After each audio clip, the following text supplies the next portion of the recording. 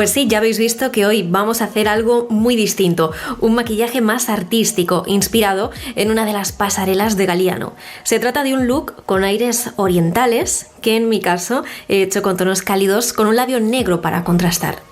Espero que este tipo de trabajos también os resulten interesantes. Desde luego, desde el punto de vista técnico, podemos sacarle mucho partido.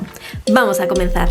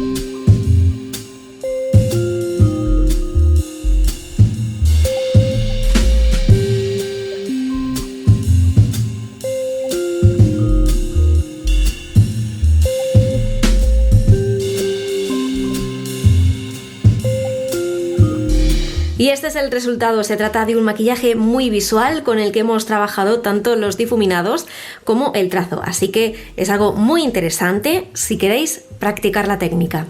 Espero que os haya gustado. Si ha sido así, suscribíos a mi canal para no perderos nada. Nos vemos en el próximo vídeo. Adiós.